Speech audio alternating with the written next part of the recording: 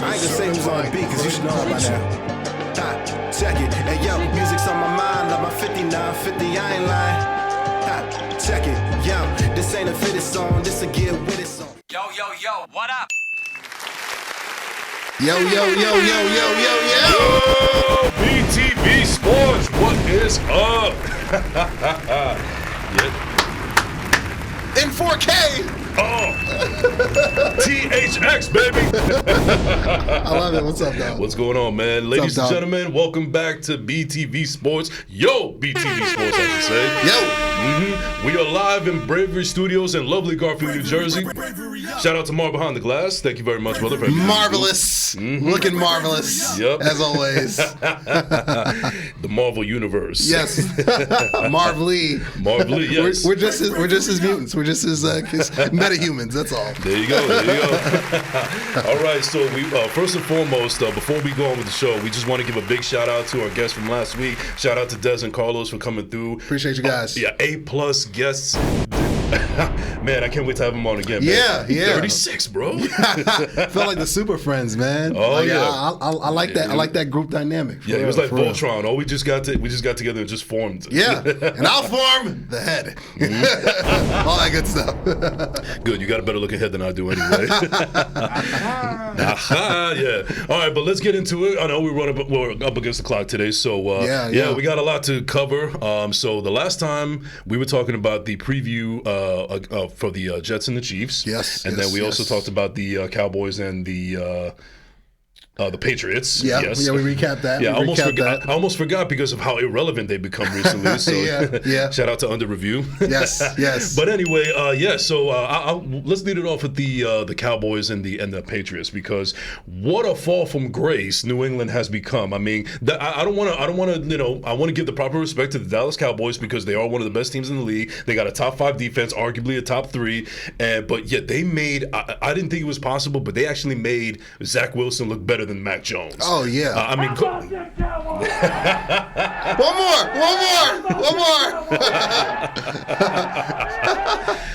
So why don't you break down how this brutal performance by Wack Jones and your stellar Dallas Cowboys? Wack Jones, you mean Daniel Jones' brother? Oh, Danny Pennies.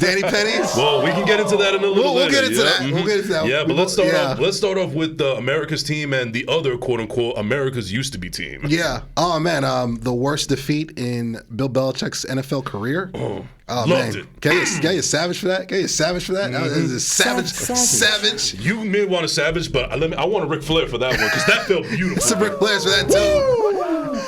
Oh man.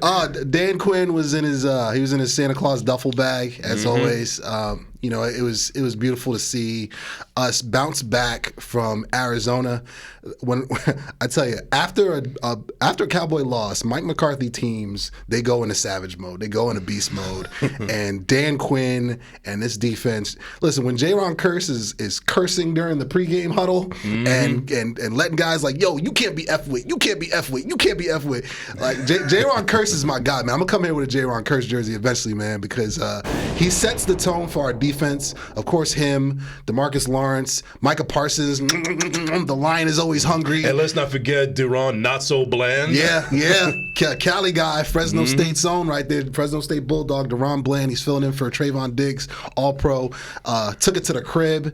He took another one, almost took it to the crib. Another one he almost took to the crib. He just went off. And listen, a day 3 draft pick he has the most picks in the NFL since he's come into the league. So I think that's pretty elite. The defense, it was like the Jordan Last Dance, and we took that personally. That was the meme the entire game, man, because they came out and they just mollywopped the Patriots from start to finish, man. I mean, it was beautiful to see. That's an elite defense, man. That is one of the top 3, not top 5. That's one of the top 3 defensive units in football right now. And again, Micah Parsons got hurt in that game. He really wasn't even a major factor. It's just that they just unleashed hell with everybody else. So, listen, the Patriots had no answer for that. When that defense is clicking on all cylinders, I don't don't care who you are at quarterback. You're going to have problems. You have a lot of problems, man. Yes, exactly. To this day. To this day. It was straight Deontay Wilder, man. I loved it. It was fun to see, and definitely going to have to keep that same energy next week. We'll get into the previews later on, but going to have to keep that same energy. But it was fun to watch. But it was a nice bounce back after that horrible defeat against the Arizona Cardinals, which we all thought were tanking. But you know what? You got to give them a little bit of respect because they're a feisty team. I mean, they almost put a beating on the Giants. I mean, the Giants had that miraculous win, from come from behind win and everything. Yeah. They could have easily beaten 0-4 right now if they didn't rally together. They gave San Francisco problems too. I watched the highlights after, toward the end of the night. I watch all the 4 o'clock in games that I don't catch during the day, and Josh Dobbs was giving that 49er defense problems. Just saying. For what it's worth. I think Kyler was too busy playing, Madden or whatever he does nowadays. Call of Duty. Call of Duty. There you go. Yeah, no, but you got to give Arizona their credit. We thought they were all tanking for Caleb Williams, but it looks like that might be in Chicago's court right now. Even though they had a great win against the Commanders yesterday. Yeah. In Joe Benigla's voice, the Commanders. The Commanders. Don't get me started on that. But yeah, no, it was definitely a nice bounce back win, and it was also a statement win as far as the defense is concerned, because a lot of people thought that with Trayvon with Diggs out, you guys were going to take a step back, and but Bland stepped in, and it's almost like they didn't lose a step. And like you alluded to already, Marcus Parsons, he was hurt. He wasn't having his his best game that he's had so far, but he was still very much effective. Oh yeah, he still had about 9 pressures by himself. Oh, yes. Like let me not discredit Micah Parsons. The lion is always hungry. You got to say the whole thing like a Tribe Called Quest. You already know that. You know what I mean? But he was still efficient. He was still a terror in the back. Listen, him at 80% is still like the best pass rusher in football outside of probably Nick Bosa. That's about it. Yeah, it's a problem. Yeah, it's a neck and neck race with those two as far as like pass rushers is concerned. Facts. Yeah, so that's why I'm looking forward to this game. Yeah. Sunday Night Football, I believe. We'll preview it. It's going to be a big game. And I'm not even a fan of the 49ers or the Cowboys, but it's something that I'm going to be looking forward to because both offenses and defenses and even special teams are both good. So this is going to be. I don't like. We'll preview it, but I just want to say that I can't make sense of it if it's going to be a high scoring game or a low scoring game or somewhere in the middle. It's really a toss up, but I think that's why it makes it so intriguing. Yeah, and prime time. So we've been waiting all day for Sunday night. The whole was it Carrie Underwood? Yeah, or whoever, Faith Hill, whoever's singing it. NBC's gonna. It's a moneymaker. It's a moneymaker. It is. Yeah, for sure. Yeah. So I mean that pretty much covers. I mean I feel like unless you were not a fan or not an enemy of either one of these teams, there was nothing more to be said. I mean I think that the Cowboys just laid the law down against the Patriots. Yeah. I think we all know what Wack Jones is now. He's not worthy of a first round pick. People knew that he was not going to be the next Tom Brady or anything like that. But I will say this: I think this actually shows that when it came to the Brady Belichick era, I think it's safe to say at this point that it was all Brady and not so much Belichick. Because imagine if Brady never went to New England. Yeah. Would Belichick still have a job in New England? I feel like he cemented his job there because of Brady. I think, and Brady has actually been able to back it up with one more Super Bowl than Belichick has. Well, I mean, you got to factor in too, in Bill's defense, Bill comes from that Nick Saban, Bill Parcells coaching tree of solid elite defenses. Yeah. So. And even though the Patriots offense is putrid, that defense is not a joke. Now, they're not a top 10 defense, certainly not a top 5, but they'll give you fits. About a top 15, give or take. I mean, they did give the Eagles some problems. They gave the Dolphins some problems as well. Right. And Matt Judon is just a beast. Yeah. Man. And Christian Gonzalez before he got hurt. I mean, they had 2 studs. Now, unfortunately, I think both are going to be out indefinitely or maybe for the whole season. So that they take a big blow. But but with Belichick sticking right there, I mean, his calling card's never been his offenses. No. He's been fortunate to have McDaniels and Bill O'Brien, of course, and some really great offensive minds outside of Matt Patricia. I don't know what's going on over there. Or Joe Judge. But that's special teams. Remember that disaster? Remember that disaster. But that was different. Yeah, that was different. But no. Shout out to DJ Pooh. Those Patriot teams were known from the Belichick standpoint for the defense. The offense was its own world, its own entity, and Brady definitely benefited from having a top 5 defense every year, especially during those championships. Yeah. And again, going to the Bucs championship game, I mean Super Bowl, they with Todd Bowles, they had an elite an elite defensive mind. Yes. Elite defense. I mean, he wasn't so elite with the Jets as a head coach, but an elite defensive mind nonetheless. So those I believe that the Belichick-Brady era, it's not so much Belichick having this great offensive mind. That's not what I'm going to know it for. I'm going to know it for Brady doing his GOAT things with that offense and developing into the GOAT. And I'm going to remember it for Belichick and all those great defensive teams that they had. Remember, that's a defense that gave Peyton Manning fits for years and years. It's a big reason why the Chargers never won Super Bowls, why Peyton Manning only won 1 Super Bowl with the Colts. Listen, they were in the AFC Championship game pretty much every other year. It was Patriots, Colts. Yeah. And the Colts only got by them 1 time in Indianapolis. So it was almost like Jordan and the Knicks. Pretty much. Yeah. Pretty much. So again, I'm going to remember that era. I'm going to give Bill his flowers from the defensive standpoint, but from the offensive, hell no. That was all Brady, and you're seeing it now. He doesn't have an elite quarterback right now. You know, he's got some hot garbage right now. Quarterback right now. Yes. Mac Jones. Yeah. Mac Jones is struggling. He's on the struggle. One more time. Give me another one. Trash. Yeah. Trash. So staying on with the quarterbacks though, we know what Wack Jones is at this point, but like you have really been an arbiter, and not so much an apologist, but an arbiter for Dak being that guy. Oh yeah. And do you feel like he still proved it with this game? Oh, absolutely. This is a great opportunity. It's going to get spicy. It's going to get muy caliente. Like, let me get some bombs. Can I get some bombs? Can I get some bombs, man? Yeah. We got any Mina Mendoza back there? Because that's some real spiciness. Okay, we'll save it for the next one. I'll take a Don DeMarco, though. I'll take a Don DeMarco, though. Okay. I'll take a Don DeMarco, for sure. I think I went to high school with a Don DeMarco. Yeah, exactly. No, so, listen, Colin Cowherd, who is a strong candidate for Clown of the Week, but he's not gonna get it this week. But he'll be a future Clown of the Week. Oh yeah, no. He has a residency in Clown of the Week. Absolutely. He's a Hall of Famer. He's right there with Stephen A. Smith. He's like Billy Joel at the Garden. He has a residency in that room very much. Yes, or Usher in Vegas. You know what I mean? No, so Colin Cowherd this week went ahead and dropped again one of his beautiful clown takes for Fox Sports, stating that Dak Clown Network, exactly Clown Network, Clown Show, Clown of the century. Anyway, he mentioned that Dak Prescott doesn't win big games. Like he said that unequivocally. Wild card victories in the playoffs don't count as big games. Bruh. So let's do a quick rundown real quick. Again, this theme is called Steven. This is CM Punk. Stop me when I'm telling lies. Okay. All right. So Dak Prescott beating Tom Brady in the playoffs. Is that a big game to you? Yeah. Dak Prescott beating Russell Wilson in the playoffs. That a big game to you? I mean, basically what we know Russell Wilson is now. But yeah, I'll give it to you, yeah. Dak Prescott beating Aaron Rodgers in Lambeau as a rookie. Oh, absolutely. That a big game for you? Dak Prescott beating Ben Roethlisberger in Pittsburgh as a rookie. That a big game for you? Yeah, Big Ben. Dak Prescott beating Drew Brees when the Saints had a 13-1 record, I believe, best offense in football, beat them in primetime in Dallas. That a big game for you? Sure, yeah.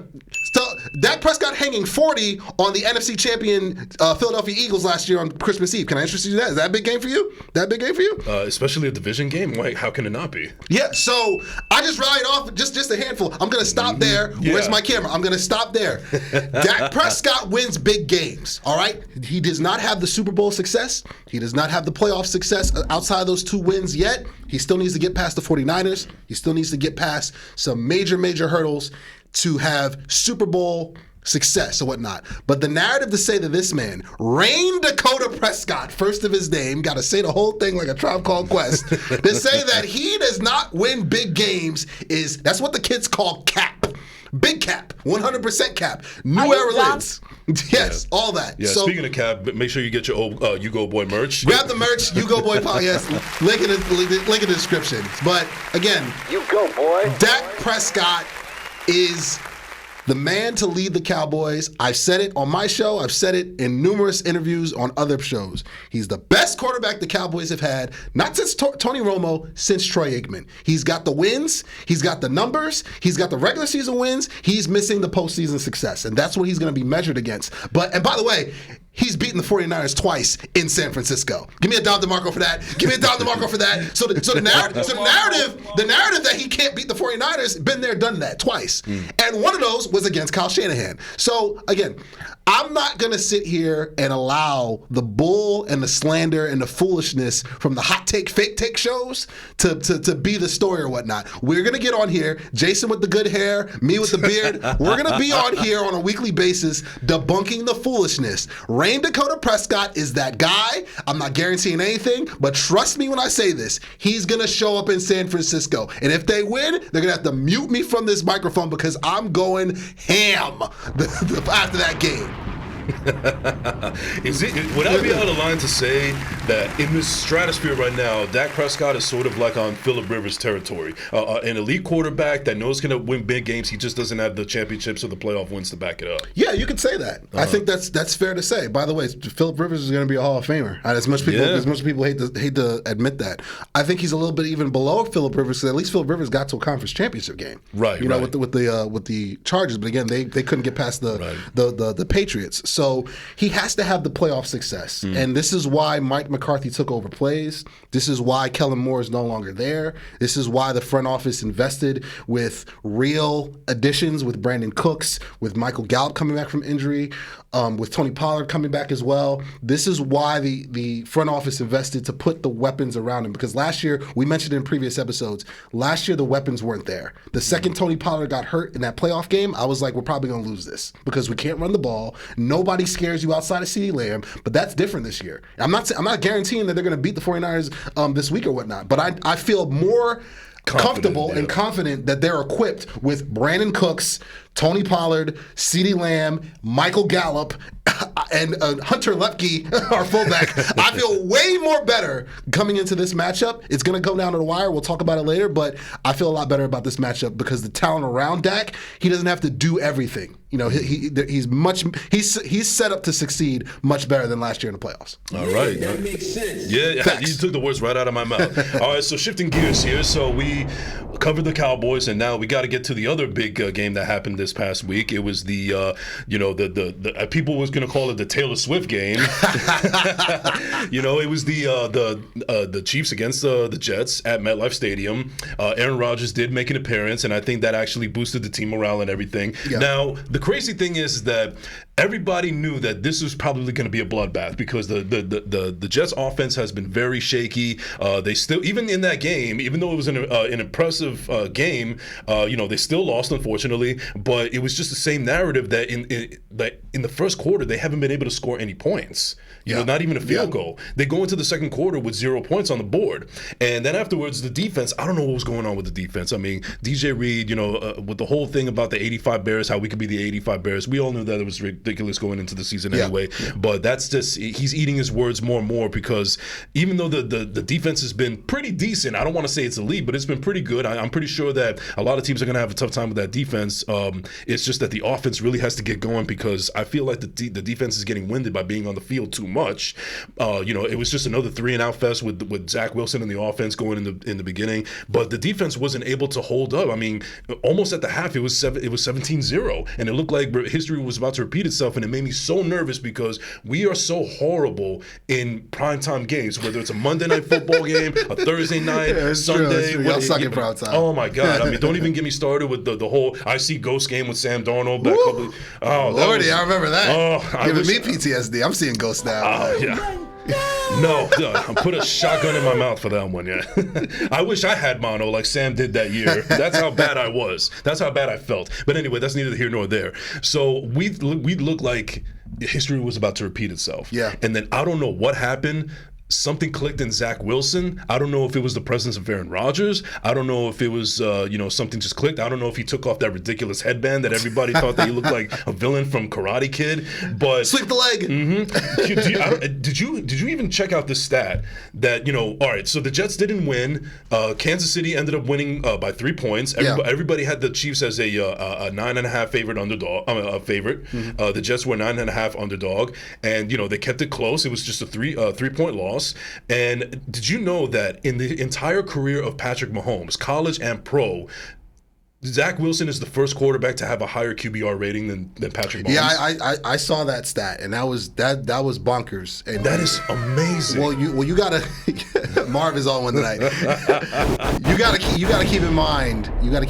I think Hackett might have found something in that game from an offensive play calling standpoint? Because that was my question really the last 2 shows to you, and even when we had Dez and Carlos on here. What is the plan? What is the plan for your offensive coordinator? What's the plan for Zach Wilson? Because your OC and your quarterback are married at the hip. This was my biggest gripe. My biggest gripe with freaking Kellen Moore for the longest. And shout out to Jesse Holley, former Cowboy wide receiver, currently in the Cowboy media on the website. He broke this down perfectly. The thing with Moore is his offense works against man coverage, but it doesn't work against zone coverage. And what do the 49ers do well? They play zone. Cover 3, cover 4 exclusively. So going back to Hackett, we'll get back to that later, but going back to Hackett, what does Zach Wilson do well? And it is your job, it is your responsibility on a week in and week out basis to script and craft a plan to accentuate the positives. And accentuate his talent. Accentuate his. Is he good on the move? Okay. Is he good on play action? Okay. Does he have a good deep ball? Does he have a good intermediate ball? Is he better with the quick passes? The quick passes is actually where he thrived. So your offensive game plan should be tailored around that. What I saw early on was Hackett was still trying to run the plays that were designed for Aaron Rodgers. Yes. And that is why he was struggling. It's like a guy who drives stick his whole life, and all of a sudden you're just like, yeah, bro, so I got this manual car for you. So, I mean, that's non-stick. So this is what you're going to drive. That's now. a great analogy. And it's just like, that's yo, bro, exactly like I don't drive that. What do you mean? Like, what do you mean? Like what are we doing here? So I feel like it's taken a quarter of the season, but better now than never. I want to say that Hackett is beginning to figure out what works for Zach and what we need to call for Zach to have some success. And you can build off of that. That's tangible. That's something that you can carry over and grow from. So he wasn't perfect at all by any stretch of the imagination because he's still a young quarterback. He's still developing. No, it was not a perfect game. If anything, it was just his best game. It was. He did have his flaws. It was better. It was much better. It was much better. There was some flaws. There was some passes that should have been intercepted, but luckily the Chiefs ended up dropping them. Yeah. But and also Dalvin Cook, man, he looks shot, man. He looks washed. He looks washed. I didn't want to say that, man. I wanted to let the season play out a bit, but he looks like Arm & Hammer. He looks like Tide. He looks like Gain. Clorox 2, Gain. Yeah. It's looking bad. Because the thing is, I'm just speculating here because I remember in the offseason he was, trying to make his mind between the Jets and the Dolphins, and everybody already assumed that he was going to go to the Dolphins because they have a better offense. People trust Tua Tagovailoa more than Zach Wilson. All the weapons that they already have down there, and supposedly Dalvin Cook already owns a home down in Miami. Yeah. But I think he simply came here for one reason and one reason only. It was Aaron Rodgers. Yeah. And then when Aaron Rodgers was done after 4 plays into the season, that's it. And now I think he's actually having a little bit of buyer's remorse. I think he's looking at now that maybe I should have taken that deal in South Beach. And I don't think he's a bad teammate. I haven't heard any riffs about him being a bad locker room guy or anything. But if you were to feed him some sodium pentothal, I think that he would go back and say that I should have signed. I should have went down to South Beach. Well, I mean, you got to also factor in that. And this is kind of a knock on Hackett again. What's the game plan running the football? I mean, if you want to make Breece Hall your bell cow, I personally wouldn't do that. I really see Breece Hall does remind me of Tony Pollard early on. You figure out, 12 to 15 solid touches baked in of passes, of whether quick passes, screens, runs, stretch runs, zone runs, tosses that are going to get him out in space. Yes. Now running in between the tackles, he's got to work his way to that because I don't think that's his strength, so to speak. That should be where you put Cook in. Cook tenders. It's kind of like cooking. He tenderizes it up and then comes through with the seasoning to take it on home. That should be Breece. So I think that I don't think Hackett has a plan for chemistry-wise to distribute the carries because Cook has always been this. Cook is a rhythm back. If he gets off to 5 to 7 good carries, you can have a really successful, solid day for him. And he can do a little bit of everything. But now that he looks washed and there's no rhythm to your run game, and again, that goes back to the offensive line, which still has some issues or whatnot to work It does through. have some issues, but I think that the way that they have it set up now is how it should have been in the beginning. And I'm talking about even in the offseason, because in the offseason and during the preseason, they kept on alternating. Like, you had Mekhi Becton playing right tackle and Elijah Vera Tucker playing guard, and Connor McGovern and Joe Tippmann, they didn't know who was going to be center and everything. everything. We're hoping that Dwayne Brown. I knew that was going to fail because I know that Dwayne Brown has had a pretty decent career and everything. He's washed. But his age and his injury history, I just did not trust it. And I think that now that you put Mekhi Becton back in left tackle, where he's always played in college, and what we drafted him for to do, and I understand that this was an Adam Gase pick. It wasn't Robert Saleh, but he's part of the team. He was a first-round pick, and I think he has talent. Yes, he has had some injury issues, especially when you're a large man. That behemoth of a man. I mean, playing a sport like that, you're going to expect injuries. But the point that I'm getting at is, I feel like now that they moved him over to left tackle because they have no choice, I think he's out to prove something to everybody. I think last year he was trying to, he was wearing the shirt that said "Big Bus" because he was hearing all the outside noise and everything. And then he didn't have he couldn't play the season because he ended up getting injured in the preseason. But now I think he's out to prove that he's not a bust and he's trying to get his money. I don't think he's going to get his money because he hasn't played enough for it. But I think he's out on a mission. And I saw him on the offensive line. Like, he was actually pancaking some linebackers and stuff like that. So he's definitely has a fire in his belly, and he's a great guy. He's always been a good locker room guy. I love the camaraderie actually between him and Zach during the preseason against the Carolina Panthers. There was a play that went awesome, and you see Mekhi Becton and Zach Wilson actually high-fiving each other like they were like long-lost brothers and everything. I love seeing that kind of chemistry. So I guess people don't hate Zach as much as people predicted to be. I just think they're just frustrated with how his play has not been able to grow, and also maybe the fact that the coaches are coddling him too much. They're kind of giving him the Mark Sanchez, the Sanchez treatment back with Rex Ryan, and I don't think it's working. And I think that now that both of their backs are up against the wall, they have nothing to play for. I mean, no, they have plenty to play for. And I think the reason why Zach was really motivated to get this going is because I think that he didn't want to be a laughing stock anymore. I think there was a fire under his belly, and I think they had a little bit of a game plan. No, scratch that. They didn't have a game plan for him, but I think they made the proper adjustments. I think they made the adjustments, and that's why they were able to keep it a close game. And if I'm not mistaken, didn't they have the lead at one point where they just tied it up? Yeah, I think they tied it up. They just tied it up at 20-20. Yeah, they didn't have the lead. But coaching matters. I stand on that. I mean, you could have the best players in the world. Like, you would have the most talented rosters in the world. Like, I can give you plenty of rosters that should have won Super Bowls but didn't because the coaching was basura. You see what I'm saying? So like Jason Garrett? Exactly. Or Wade Phillips. I can keep going. Don't start me there. Triggered. So again, it's important to keep that and factor that in and keep that in mind with what's going on with you guys this season. It's going to, and we'll be here to chronicle the whole thing, what you guys do moving forward to continue the development of Zach Wilson. Because I stand 10 toes down on last week's episode of, I don't think he was properly developed to play at this level. No. So he's already in catch-up mode. So now it's incumbent on Hackett and Saleh and his coaching staff to see what you guys have. Me personally, I think that you guys are still in need of a quarterback, and we'll get to that down the road, but of what's going to happen for years to come. But this is what it is now. You guys aren't signing Cam Newton. Tom Brady's not coming out of retirement. I don't want Cam Newton, and I certainly don't want Colin Kaepernick. Tim Boyle is not going to save the day.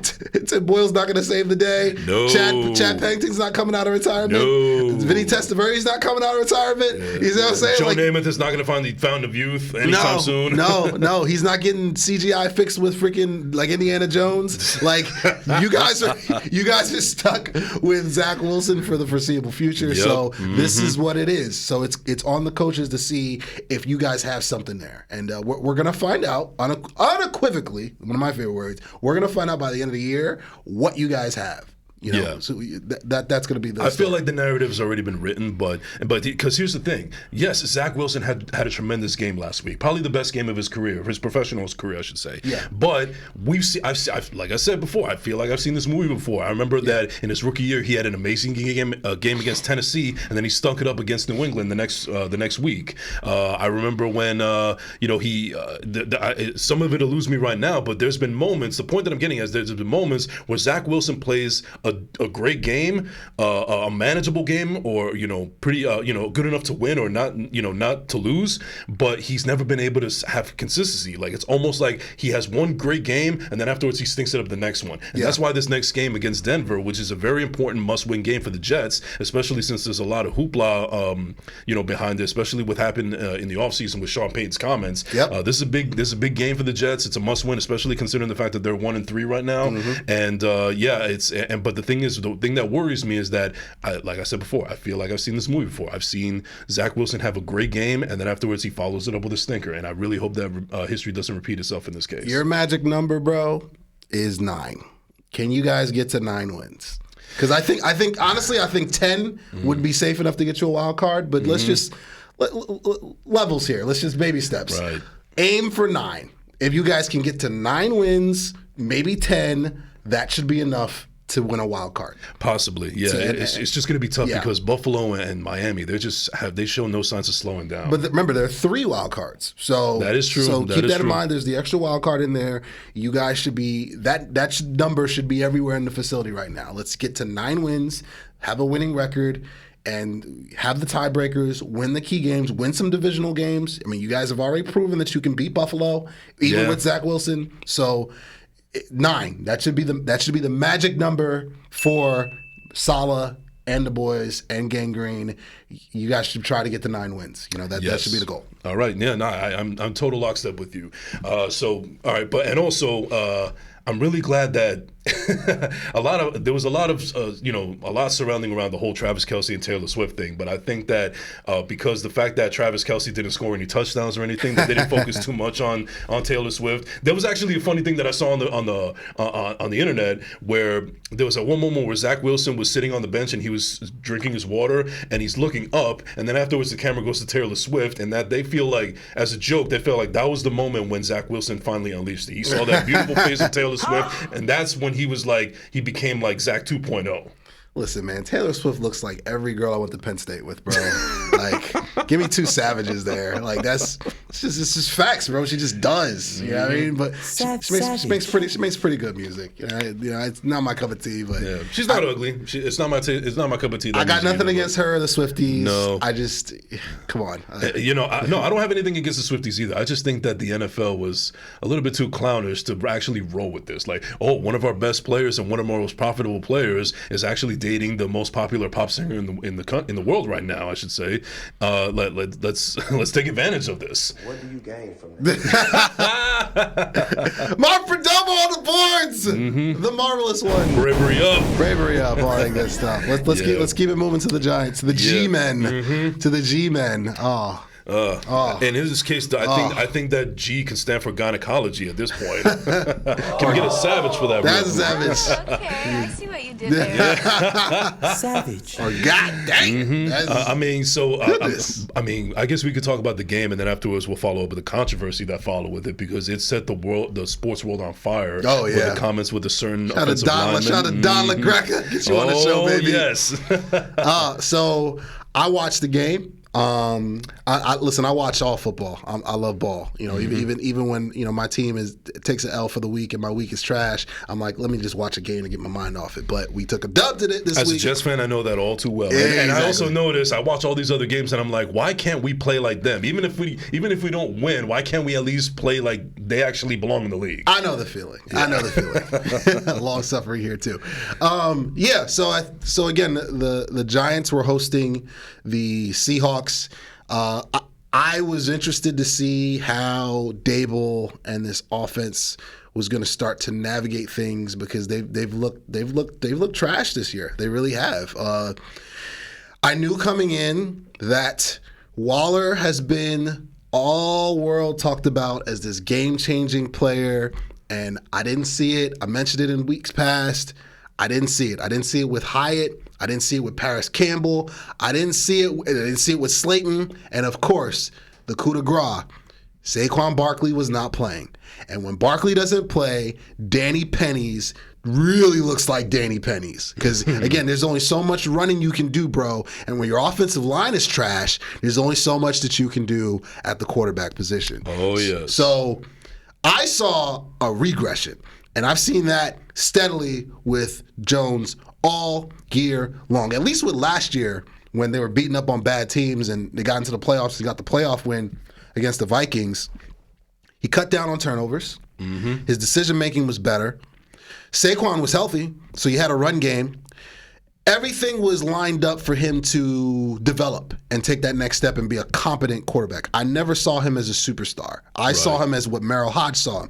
I see him as a career backup. I see him as Cooper Rush, a more athletic Cooper Rush. That's what I see Daniel Jones as. That's just me. Yeah. So what I saw in that Seahawks game was the same old Daniel, was the same old guy that I saw in person when I went to the 40-0 beating that Dallas gave him on opening night. I saw a guy that's unsure in the pocket, a guy that pocket awareness is on zero, a guy that can't throw people open, a guy that's not sure of himself, a guy that's not seeing the field, a guy that played at Duke. That's what I saw. And again, Gettleman picked this guy because he thought that he was the second coming of Eli Manning. I saw a professional quarterback, and that was when I was in full blown love. I was smitten. He was smitten from a Senior Bowl practice. Yes. Are you dumb? Are you dumb? Stupid? That's a 6'9" stupid right there. You fell in love with him off a Senior Bowl practice? Really? Bro, Daniel Jones played in the ACC. Unless you are slam dunking from the foul line, I don't want anything to do with ACC with football, okay? That's just me. That's just me. And I know Deshaun Watson played at Clemson, and I know Trevor Lawrence did too, but we're talking about Duke, all right? Name me the last Duke quarterback, I'm going to say it like that, Duke quarterback that was lighting the world on fire. I'll wait, all right? I don't know. I'll tell you this, because of Coach K being so dominant in the world of basketball, college basketball, I didn't even know that Duke had a football team. A lot of people didn't. So, listen, the Giants made a colossal mistake.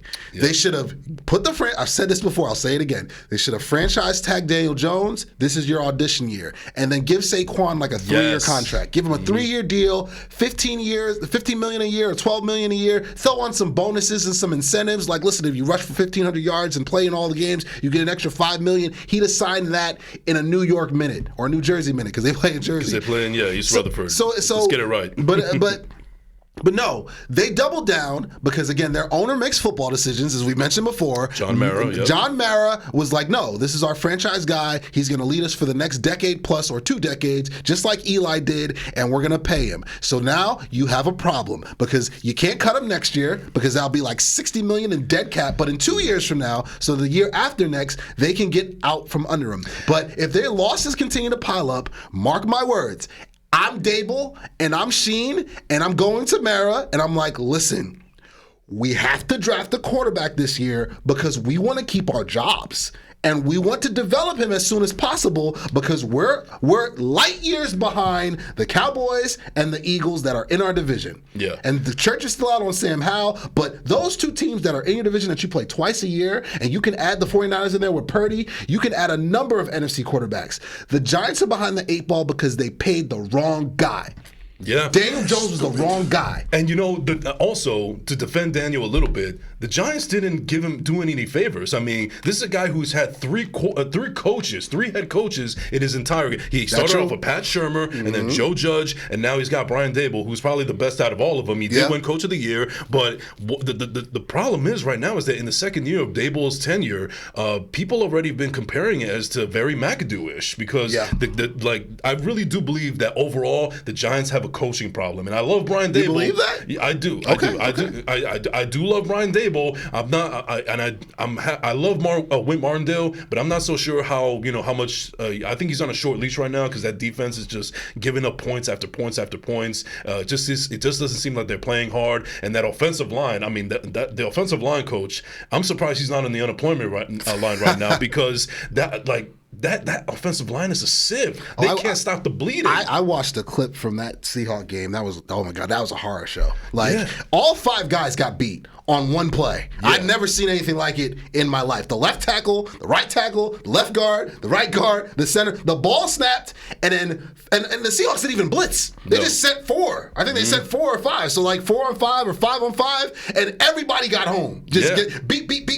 And then Daniel Jones is just like, Jesus Christ, like, oh, I'm about to take a sack. I think he threw a pick on the play, or he got sacked. So they have a personnel problem, and that's on Sheen because he's the GM. Yes, he did draft them. Yep. He drafted them, and he did give him the contracts. Exactly. So they've got to fix that.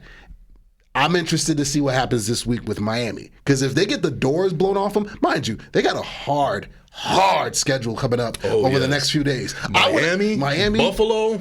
Whew, I want to. Where's the wins? They still got to face the Cowboys again. They got to play the Eagles twice. They got to play the Eagles twice. They got to play Washington twice as well. Yeah.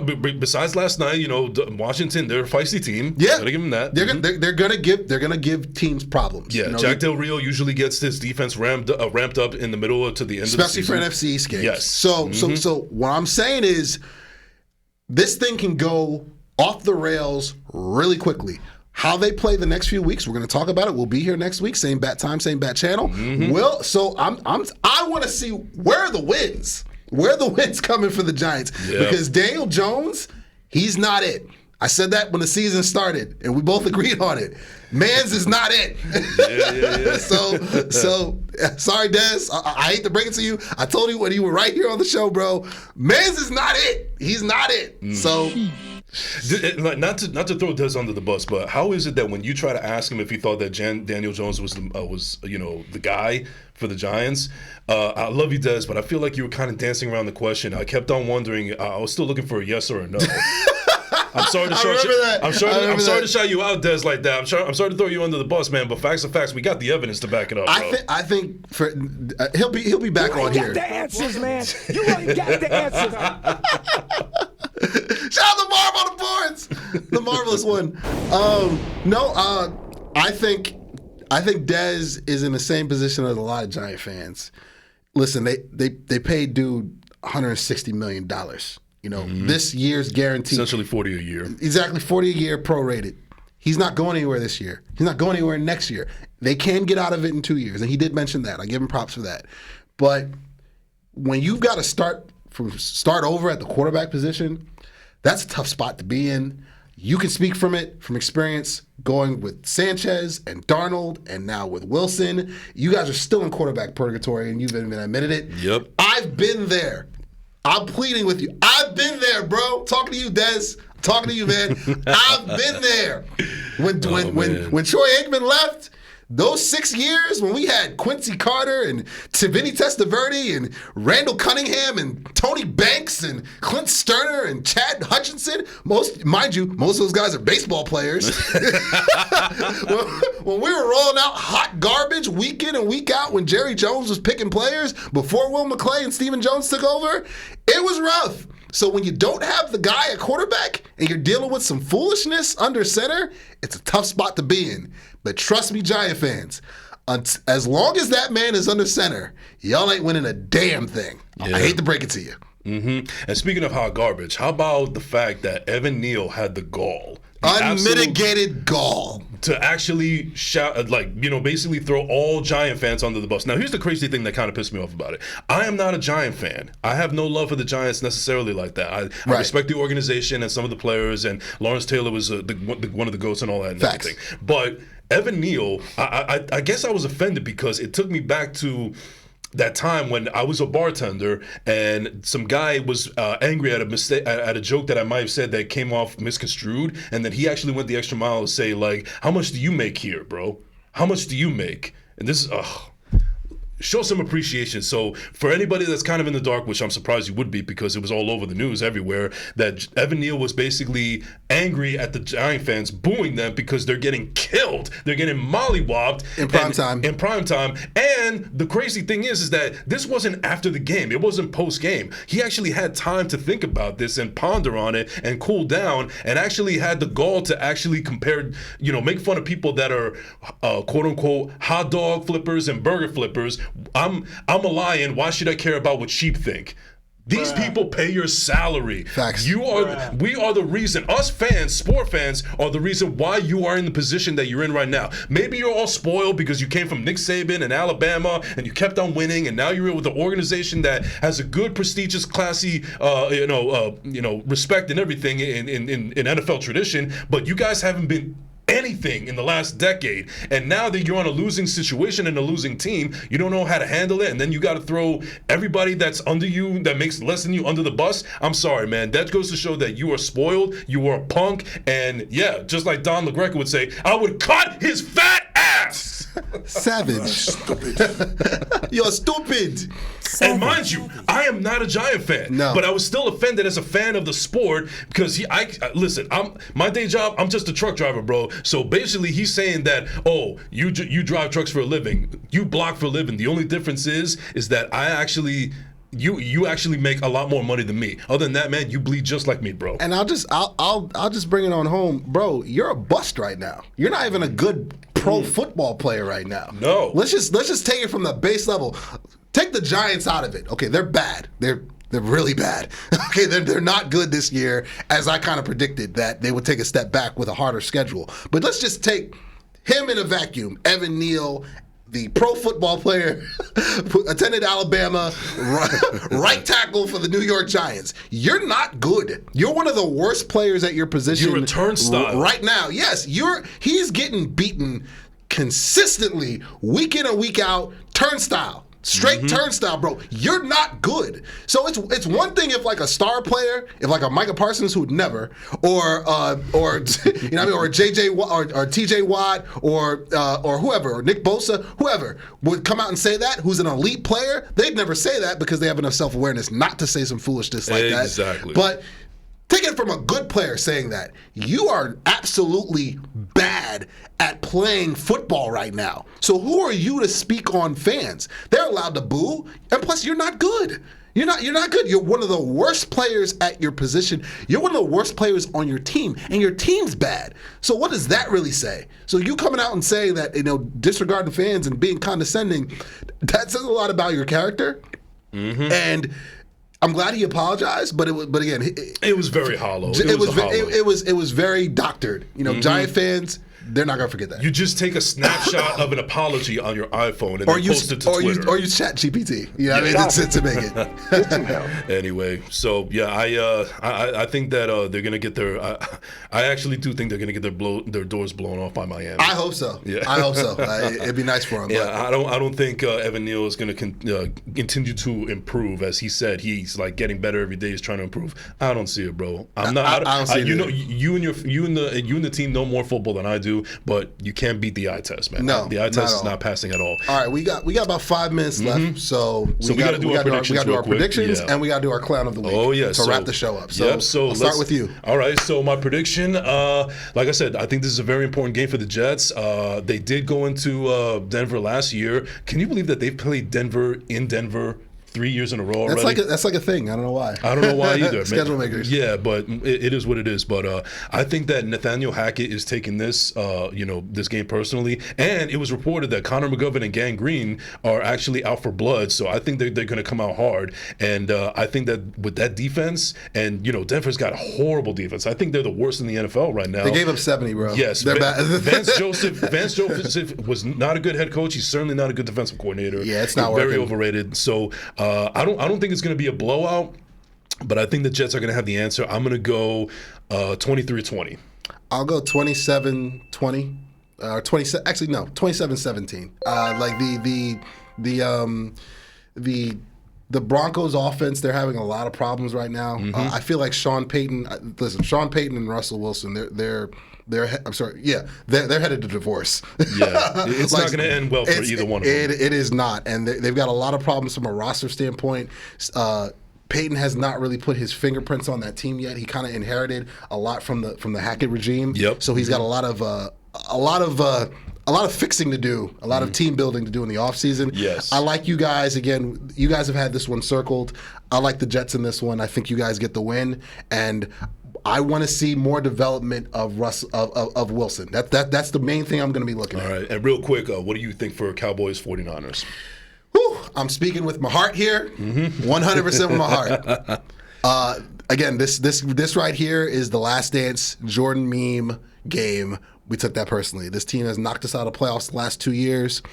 Dak has won in this building twice. That's the only thing I got to go off of, bro.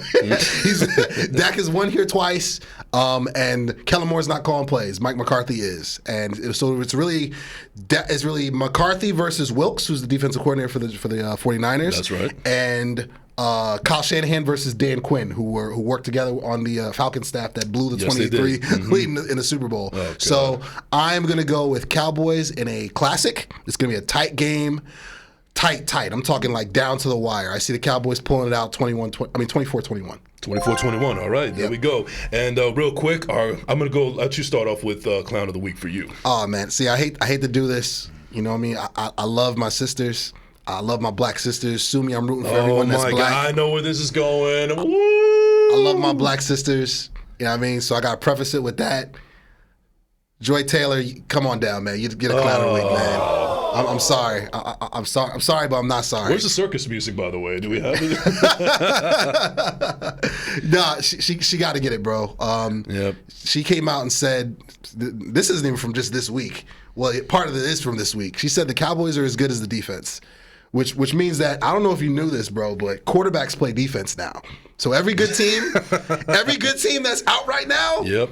So Brock Purdy actually is the leading tackler for the 49ers. That's crazy. Well, you see what I'm saying? Josh Allen, he has a bunch of sacks too. You see what I'm saying? All the great Lamar Jackson, he leads the team in tackles. I don't know if you knew this, but quarterbacks play defense and they kick. They play special teams too. Some of them kick as well. So by her metric, the Cowboys are only good because of their defense. The offense doesn't score points.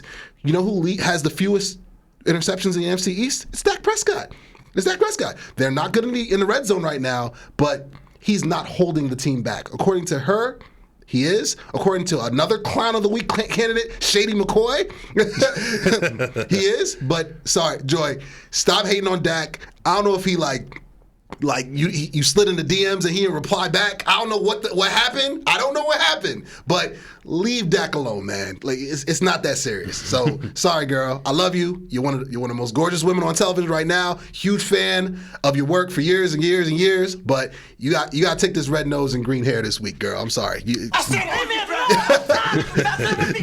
Taylor's the Clown of the Week, man. Clown of the Week. All right, Clown of the Week for me. I mean, it's self-explanatory. To me, it's Evan Neal. I was actually offended by what he said. I'm not a Giants fan, and I think that, just to put a bow on it, I think that Don LaGreca actually said it perfectly. I can't say it any better. I don't have anything to add other than that. Then just go check out Don LaGreca's rant on YouTube, on Yes Network, anything where just Google Don LaGreca rant. He said it all, and let's just put a bow on it. What did he say one more time? I would cut his fat ass. Cut him. Give me 5 savages. If he's at the DMV, boom. Savage. Anyway, so another classic in the books. Love to be in front of the camera finally. Yes. In 4K. In 4K, yeah. All right, so anyway, where can they find us on social media real quick? UGoBoy88. That's on everything.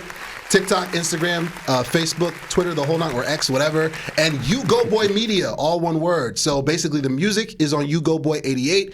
The podcast is moving over to UGoBoy Media on YouTube. So, and new episodes of the You Go Boy podcast, shout out to Mongo. We are actually shooting on Monday after the Cowboys game. So I think we might go live for that one. We might have to go live because it's the first time me and him have connected in a couple weeks now. So that's probably going to be live. So watch out for new episodes of the You Go Boy podcast. And get your tickets for the Out at Smart Castle Festival. Yes. And the Out. Get your tickets. The Out. Shout out to Chris Aballo. Love you, dog. Appreciate you. And you can find me at Jason and Ugo _ on Instagram, TikTok, Twitter, Threads, all social media platforms. Don't forget to like and subscribe on YouTube at First Class Second Place. This is BTV Sports, and we are out. Peace.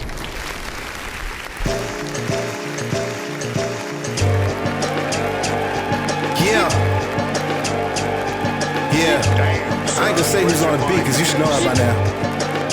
Check it. Hey yo, music's on my mind, like my 5950, I ain't lying. Check it. Yo, this ain't a fitted song, this a get